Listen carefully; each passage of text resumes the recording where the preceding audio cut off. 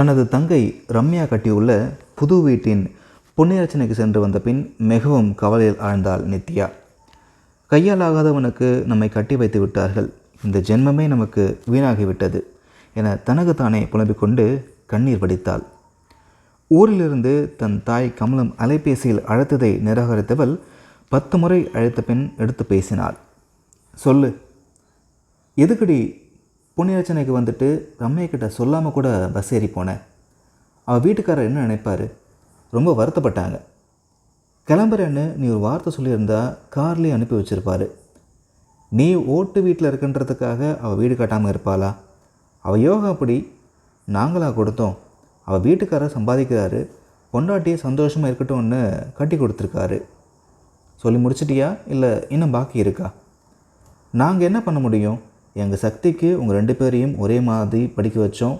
நகை நட்டு போட்டு கல்யாணம் பண்ணி கொடுத்து சீமந்த செலவு டெலிவரி செலவும் பார்த்ததோட குழந்தைகளையும் ஸ்கூலுக்கு போகிற வரைக்கும் காப்பாற்றி அனுப்பணும். கவர்மெண்ட் ஸ்கூல் வாத்தியார் உங்கள் அப்பா அப்படின்றத மறந்துடாத. ஏதோ கடன் இல்லாமல் ஒரு வீடு இருக்குது, பென்ஷன் வரதை வச்சு சிக்கனமாக காலத்தை ஓட்டுறோம். நீ வாத்தியாரை கட்டினதால் ஓட்டிக்குவ. அவளும் லட்சக்கணக்கில் சம்பாதிக்கிற ஐடி பொசிஷன் கட்டிட்டோம்னு ஆட்டம் போடுறா.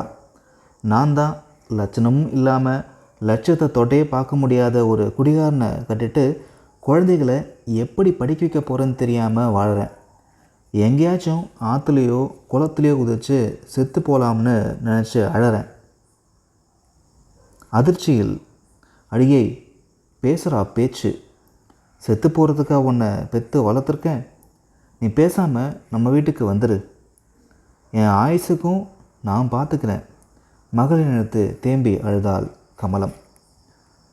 பக்கத்தில் உள்ள ஜவுளி கடைக்கு குறைந்த சம்பளத்தில் வேலைக்கு செல்லும் நித்யா இரவு நேரத்தில் வீட்டில் டெய்லர் வேலையும் செய்து அதில் கிடைக்கக்கூடிய வருமானத்தில் குடும்பம் நடத்தினாள். ஆனால் கார் டிரைவர் வேலைக்கு செல்லும் கணவன் தினமும் கையில் கிடைக்கும் பணத்திற்கு மது குடிப்பதோடு நண்பர்களுக்கும் வாங்கி கொடுத்து பணம் தீர்ந்த பின் போதையுடன் நடு இரவில் வீட்டிற்கு வருவான். சில சமயம் நண்பர்களையும் வீட்டிற்கே அழைத்து வந்து சமைத்து போடச் சொல்லுவான். திருமணமாகி 5 வருடங்களில் ஆண் பெண் என 2 குழந்தைகளுக்கு தாயானவள் அதன் பின் கடந்த 5 வருடங்களாக கணவன் மனைவியாக வாழாமல் கடமைக்கு வாழ்ந்து கொண்டிருந்தாள். ஆனால் தங்கை ரம்யாவோ திருமணமாகி 8 வருடங்களில் தன் வீட்டை எட்டி கூட பார்க்கவில்லை. வீடு புண்ணியர்ச்சனைக்கு அழைக்க வந்த கணவனும் மனைவியும் சாப்பிடக்கூட விரும்பாமல் காஃபி மட்டும் கொடுத்துவிட்டு சென்றதை நினைத்து தன்னை மதிக்கவில்லை என வருந்தினாள் நித்யா. ஒரு நாள் தன் தாய் வீட்டுக்கு சென்றிருந்த நித்யா, இருந்தா ரம்யா மாப்பிள்ளை மாதிரி இருக்கணும், கல்யாணத்தில் இருந்து இன்னைக்கு வரைக்கும் அவளை பிரிஞ்சு இருந்ததில்லை அப்படின்னு தாய் தன்னிடம் சொன்னதை கேட்டு கோபத்தின் உச்சத்துக்கே போனாள் நித்யா. ஏம்மா, உனக்கு கொஞ்சமாவது அறிவு இருக்கா? அவள் அப்படி வாழறா இப்படி வாழான்னு வாழ வெட்டியாக வாழ என்கிட்ட சொல்லலாமா? நானும் ஒரு பொண்ணு தானே, எனக்குன்னு கனவு ஆசை இருக்காதா? யார்கிட்ட எப்படி பேசணும் எதை பேசணும்னு முதல்ல தெரிஞ்சு வச்சுக்கோ. எப்போ பார்த்தாலும் உன் சின்ன பொண்ணு புராணமே பாடாத, அதுவும் என்கிட்ட பாடாத.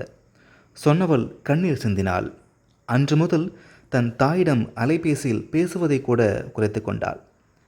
பிறந்த வீட்டிற்கும் செல்ல விரும்பாதவளாய் இருந்தாள். நித்யாவின் மனமுடைந்த பேச்சை கேட்ட தாய் தன் கணவனையும் அழைத்து கொண்டு அன்று மாலை வேளையில் நித்யாவின் வீட்டிற்கு வந்தவள் மகளை கட்டிப்பிடித்து கண்ணீர் சிந்தினாள். பதிலுக்கு மகள் நித்யாவும் அழத் தொடங்கினாள். நீ உள்ளதை பேசவும் மாட்டேங்கிற, மாப்பிள்ளையும் திருந்தி வாழ பாற்ற காணும். நாங்கள் பண்ண தப்புக்கு நாங்கள் தாண்டி சாகணும். கல்யாணமாகி 4 வருஷம் குழந்தை இல்லாமல் கோயிலுக்குள்ளே போய் தவமிருந்த பிறந்த பொண்ணுடி நீ. உன் மேலே பாசமில்லாமல் இருப்போமா? உனக்குன்னு ஒரு நேரங்காலம் வரும்போது ரம்யா விட பெருசாக வீடு கட்டுவ, நீ கவலைப்படாத. மகளின் மனதை தேற்றினாள் தாய் கமலம். அடுத்த நாள் தங்களது குடும்ப ஜோதிடர் ராகவனிடம் நித்யாவை அழைத்து கொண்டு சென்று அவளது ஜாதகத்தை கொடுத்து எதிர்காலம் பற்றி கேள்விகளை கேட்டார் அவளது பெற்றோர். ஒரே வயிற்றில் பிறந்தாலும் நாலும் நேரமும் மாறும்போது கோலும் கட்டத்தில் மாறும். அதுக்கேற்ற மாதிரி தான் நம்ம வாழ்க்கையும் இருக்கும். ரெட்டப்பிரிவியாக ஒரே பிரசவத்தில் பிறந்தாலும் ஒரு பாகை மாறினாலே கிரககுணம் லக்னகுணம் மாறி போகிறதால தான் ஒருத்தருக்கு ஒருத்தர் வாழ்க்கை மாறுபட்டு வேறுபட்டு இருக்குது. நித்யா பிறந்த 2 வருஷம் கழித்து பிறந்த ரம்யா வாழ்க்கை எப்படி ஒரே மாதிரி இருக்கும்? ஒருத்தருக்கு மாளிகையில் வாழ யோகமும் ஒருத்தருக்கு சாதாரண வீட்டில் வாழ யோகமும் பிறந்த நேரத்தை பொறுத்து அமையும் அப்படின்னா, காலம் மாறும்போது எல்லாம் மாறும் என கூறியதை கேட்ட போது அலைபாய்ந்த நித்யாவின் மனம் கஷ்டம் நிரந்தரமில்லை என அறிந்தால் கவலையற்று சாந்தமானது. இந்த பூமியில் பிறக்கிற எல்லாருக்குமே சில கிரகங்கள் யோகத்தை கொடுக்கும், சில கிரகங்கள் வாழ்க்கையை கெடுக்கும். சில பேருக்கு சின்ன வயசில், சில பேருக்கு நடு வயசுலேயும், சில பேருக்கு பின் வயசுலேயும் யோக காலம் வரும். எப்படிப்பட்ட காலம் எப்போ நடக்கும் தெரிஞ்சுக்கிற அற்புத கலை தான் ஜோதிடம். நித்யா ரம்யாவை விட யோகமான ஜாதக அமைப்போடு பிறந்தவள் தான். ஆனால் அந்த யோக காலம் இன்னும் 4 வருஷம் கழித்து தான் தொடங்கும் என ஜோதிடர் கூறதை கேட்டவளுக்கு நம்பிக்கை மனதில் ஊற்றெடுத்தது. யோகமாக இருந்தாலும் தோஷமாக இருந்தாலும் அதனோடு திசையில் தான் அதுக்கான பலன் கொடுக்கும். தோஷ கிரக திசை சந்தோஷத்தை கெடுக்கும், யோக கிரக திசை சந்தோஷத்தை கொடுக்கும். அந்த யோக திசை நடத்தும்போது நம்மோட ஆசை மட்டும் இல்லாமல் பேராசையும் நிறைவேறும். வீடு கார்னு வசதியாக தேவையானதெல்லாம் நிறைவேற்றி நிறைவாக வாழ முடியும். அதே சமயம் இப்போ நடக்கிற தோஷ திசை யாரை கல்யாணம் பண்ணியிருந்தாலும் 10 பொருத்தம் இருந்தாலும் திசை கூறால் இப்படித்தான் சந்தோஷம் இல்லாமல் கஷ்டப்பட வைக்கும். அதனால் கணவனுக்கு குறை சொல்லாமல் வருத்தப்படாமல் அனுசரித்து வருமானத்துக்கு ஏற்ப சிக்கனமாக வாழ்ந்தால் நல்ல காலம் வரும்போது நல்ல திறமையான மனுஷனாக அவர் மாறிடுவார். அன்பாகவும் நடந்துக்குவார், குடிக்கிறதையும் நிறுத்திடுவார்.